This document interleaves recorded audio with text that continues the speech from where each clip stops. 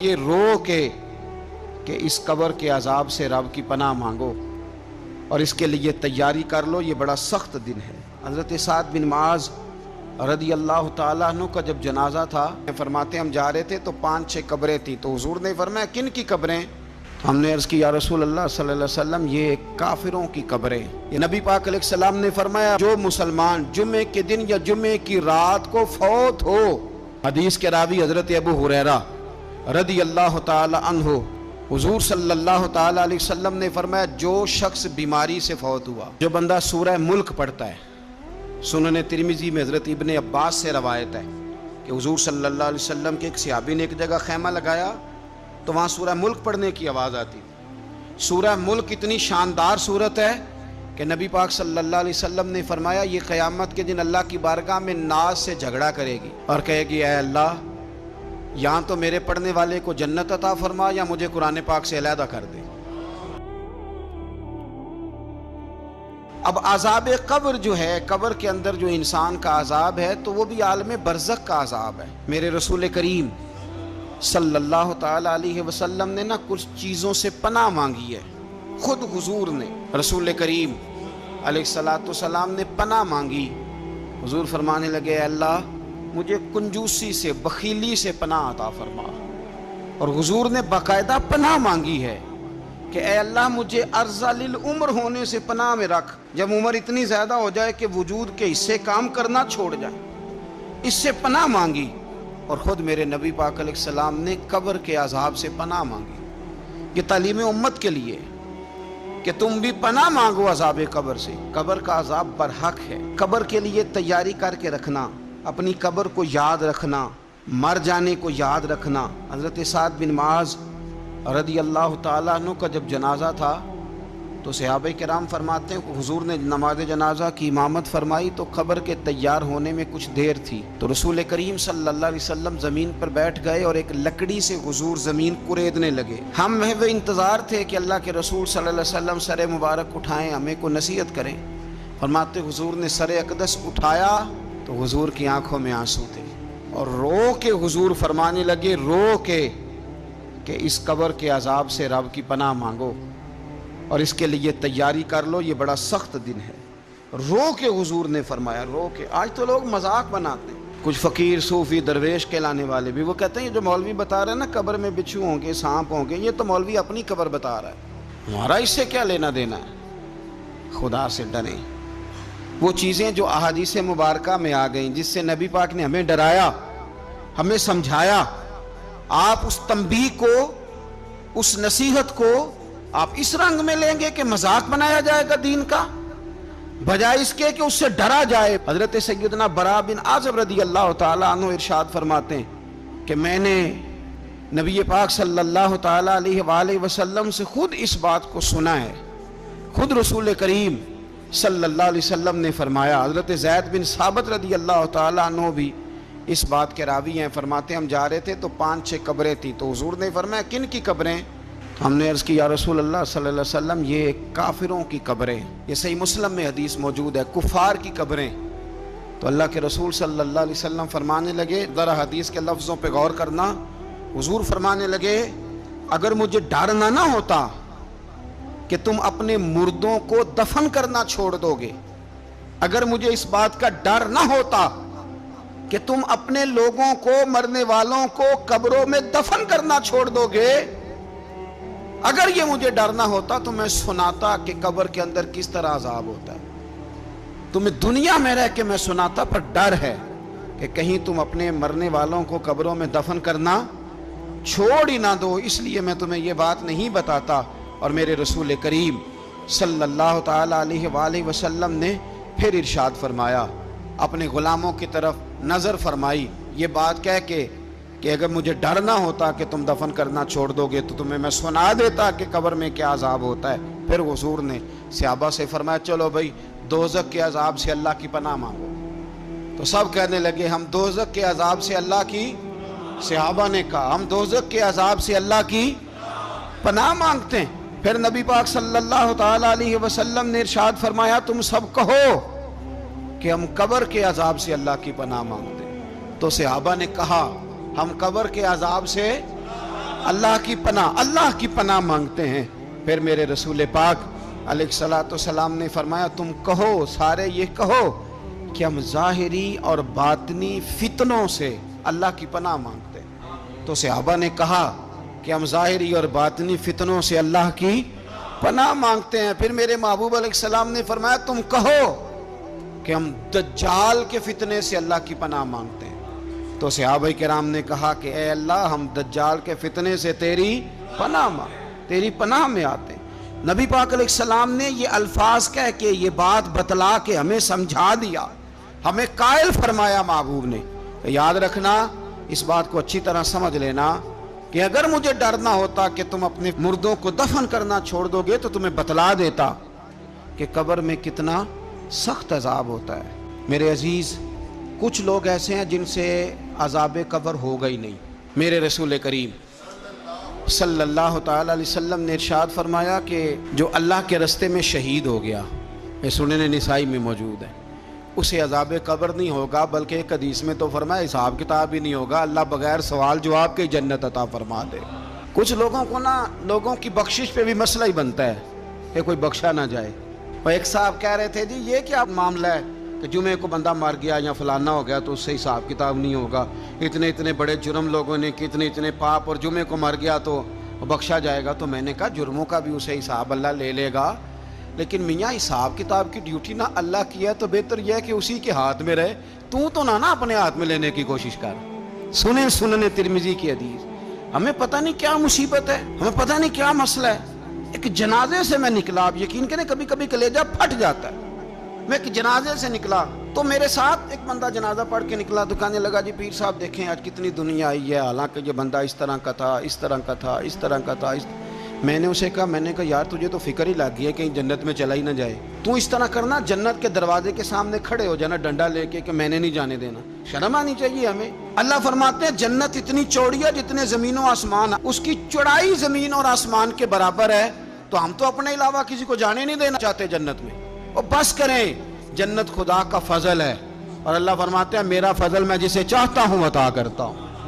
یہ سنن ترمذی کی حدیث، اور اس کے راوی حضرت عبداللہ ابن عمر رضی اللہ تعالیٰ عنہ، نبی پاک علیہ السلام نے فرمایا جو مسلمان جمعے کے دن یا جمعے کی رات کو فوت ہو اس کو اللہ تعالیٰ قبر کی آزمائش سے محفوظ رکھتا ہے۔ جو جمعے کی رات فوت ہو جائے یا جمعے والے، یعنی جمعے رات اور جمعے کی درمیانی رات چلا جائے یا جمعے والے، تو اللہ اسے عذاب قبر سے، تو میرے عزیز جو بندہ شہید ہو اس سے عذاب قبر نہیں ہوتا، جو آدمی جمعے کے دن یا جمعے کی رات چلا جائے اسے بھی عذاب قبر نہیں ہوتا۔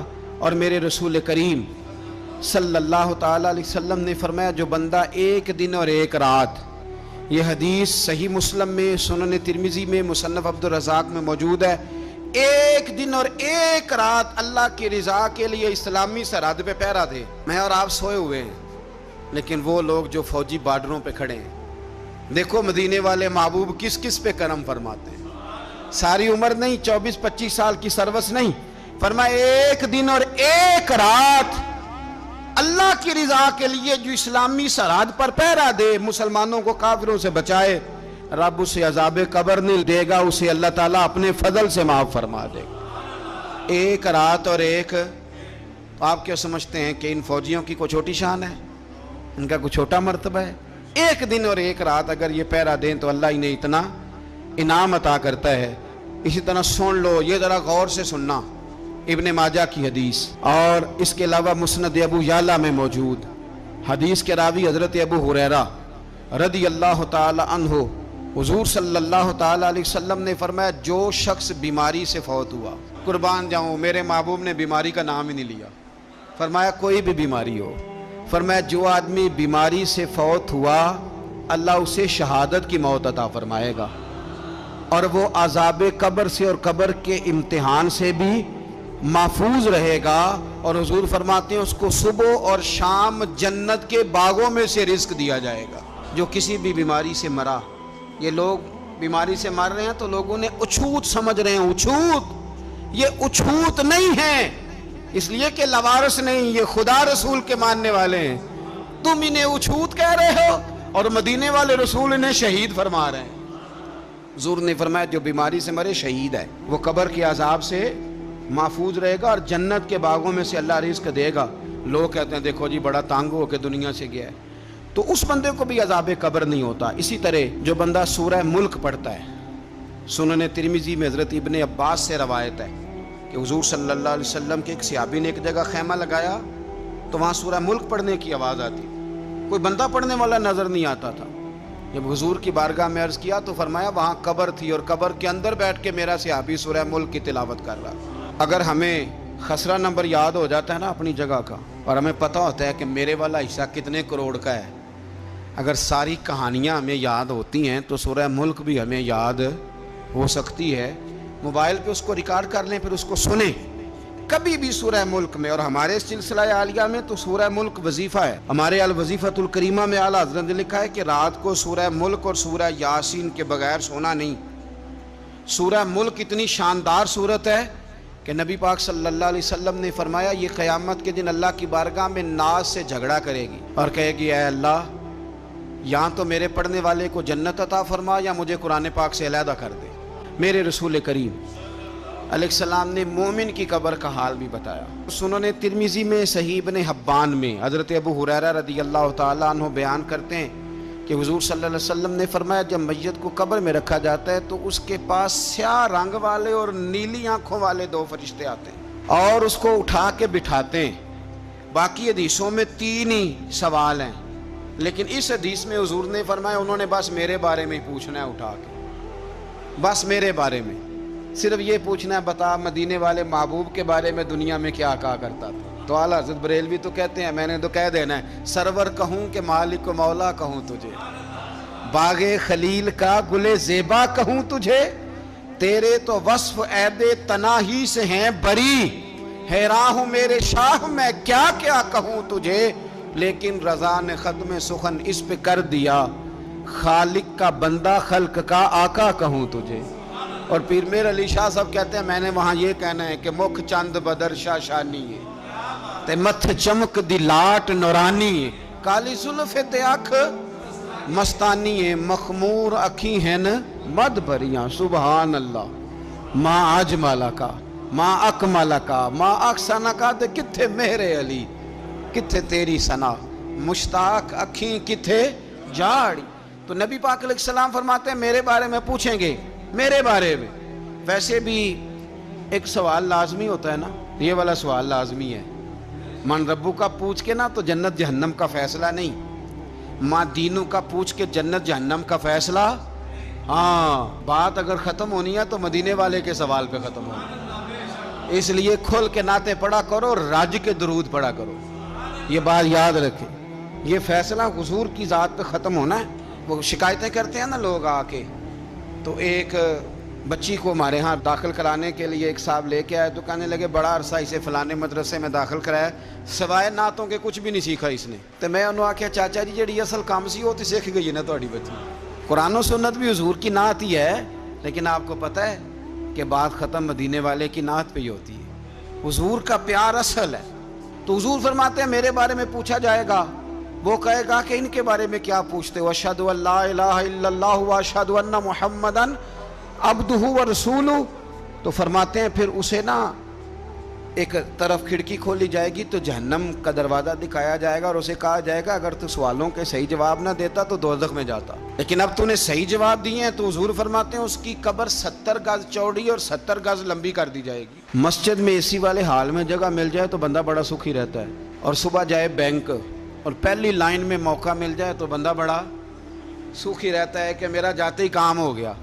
او خدا کے بندے، قبر بندے کی قبر، مکان اچھی سوسائٹی میں اچھا خستہ اور سستا مل جائے تو بندہ کہتا ہے کہ سودا بڑا باریدہ لب گیا، بھائی بڑا کمال ہو گیا، مزہ نہیں آ گیا۔ قبر 70 گز لمبی اور 70 گز چوڑی، اور یہ ترمذی شریف پڑھ رہا ہوں، بڑی مزیدار حدیث۔ نبی پاک صلی اللہ علیہ وسلم فرمانے لگے پھر اس کی قبر کو نور سے بھر دیا جائے گا۔ حضور کو پہچان گیا نا، قبر نور سے بھر دی گئی اور جب 70 گز لمبی کر دی گئی تو بڑے پیارے لفظ ہیں حدیث کے۔ حضور فرماتے ہیں وہ بندہ پھر فرشتوں سے ایک بات کہے گا، عربی میں بھی ہے، اردو میں بھی ہے، پر میرا دل کرتا ہے پنجابی میں بتاؤں۔ وہ نا فرشتوں سے وہ بندہ کہتا ہے جب قبر ہو گئی نا 70 گز لمبی 70 گز چوڑی اور نور سے بھر گئی، قربان جائیں، حضور فرماتے ہیں وہ مردہ وہ جو قبر میں پہنچا ہے، جب اس کی قبر کو یہ شان ملتی ہے تو فرشتوں سے پتہ کیا کہتا ہے؟ کہتا ہے میں گھر نہ دسا وہاں جا کے، یہ ذرا گھر نہ بتاؤں دوڑ کے، یہ ذرا میں اپنے گھر بتاؤں بھاگ کے کہ اللہ نے بڑی خیر کر دی، اپنی اماں نو دسا وہاں، میں بچوں کو بتا کے آؤں کہ موج بن گئی ہے، میں بتاؤں اپنی بیوی کو، بتاؤں اپنے بہن بھائیوں کو، میں گھر نہ دسا وہاں۔